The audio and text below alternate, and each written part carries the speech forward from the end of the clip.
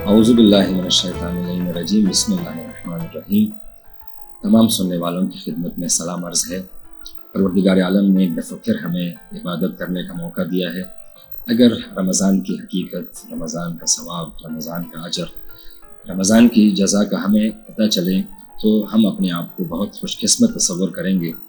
آپ کے سامنے پروردگار عالم قرآن مجید میں ایک آیت رکھتا ہے جس میں ارشاد یہ ہے کہ اے صاحبان ایمان، کتب علیکم الصیام، آپ کے اوپر روزے فرض کیے گئے، کما کتب علی الذین من قبلکم، جیسے میں نے یہ روزہ باقی تمام اقوام کے اوپر جو آپ سے پہلے گزری ہے ان پر واجب کیے، لعلکم تتقون، تاکہ تم صاحبان تقوی بنو۔ آیت کا یہ جو آخری حصہ ہے، تاکہ تم صاحبان تقوی بنو، اس میں دو چیزوں کی طرف اشارہ کیا گیا ہے۔ ایک اشارہ یہ ہے کہ انسان جتنی بھی عمل انجام دیتا ہے، چاہے وہ نماز ہے، روزہ ہے، حج ہے، زکوٰۃ ہے، خمس ہے، امر بالمعروف ہے، نہی عن المنکر ہے، تولا ہے، تبرع ہے، مجتہد کی تقلید ہے، جتنی بھی فروع دین میں اللہ نے انسان کے اوپر احکام فرض کیے ہیں، ان تمام احکام کا فائدہ وہ انسان کو ہے، اللہ کو نہیں ہے۔ ہمارے ہاں علماء ارشاد فرماتے ہیں کہ اگر اس دنیا میں بلکہ اس کائنات میں کوئی بھی مخلوق خدا اللہ کی عبادت نہ کرے تو اللہ کی شان میں کوئی کمی واقع نہیں ہوتی۔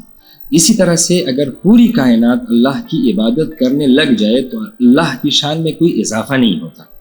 جتنی بھی ہم عبادات انجام دیتے ہیں ان سب کا فائدہ ہمارے لیے ہے، اللہ کو اس کا کوئی فائدہ نہیں ہے۔ اللہ نے جب دیکھا کہ رمضان کے روزے رکھنے میں انسان کی انسانیت، انسان کی شان، انسان کی عظمت میں اضافہ ہوتا ہے تو اس لیے اللہ نے روزے فرض کیے۔ لعلکم تتقون اشارہ دے رہا ہے کہ آپ جتنے بھی عمل انجام دیتے ہیں ان تمام عمل کا فائدہ انسان کے لیے ہے۔ میں ایک مثال کے ذریعے سے وضاحت کروں۔ نماز جب ہم پڑھتے ہیں 5 وقت، تو نماز کا فائدہ صرف اور صرف انسان کو ہے۔ ایک فائدے کی طرف میں اشارہ کروں کہ نماز کے بارے میں آیا ہوا ہے احادیث میں کہ یہ اللہ سے ملاقات ہے۔ کوئی بھی انسان ایسا نہیں ہے کہ جس کی فطرت میں یہ خواہش نہ ہو کہ وہ اپنے سے بڑی ذات کے ساتھ ملاقات کرے، اور اس کی دلیل یہ ہے کہ آج سوشل میڈیا کا دور ہے۔ جب ہم کسی بڑی شخصیت سے ملاقات کرتے ہیں تو ہم کوشش کرتے ہیں کہ اپنی تصویروں کو سوشل میڈیا کے اوپر وائرل کریں۔ اب اگر ہم کائنات میں غور کریں تو اللہ سے بڑی کوئی ذات نہیں ہے۔ اللہ ہمیں 5 وقت موقع دیتا ہے کہ اے میرے بندے آؤ مجھ سے ملاقات کرو۔ لہٰذا عزیزان گرامی، جتنی بھی عبادات ہے اس کا فائدہ انسان کے لیے ہے، یہ پہلی بات۔ دوسری بات یہ ہے کہ روزہ وہ عظیم عبادت ہے کہ یہ انسان کو ایک عظیم دولت عنایت کرتا ہے، وہ ہے تقوی۔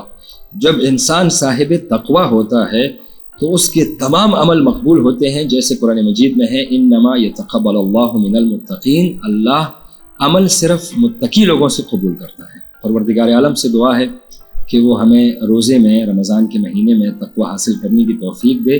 وما علینا الا البلاغ۔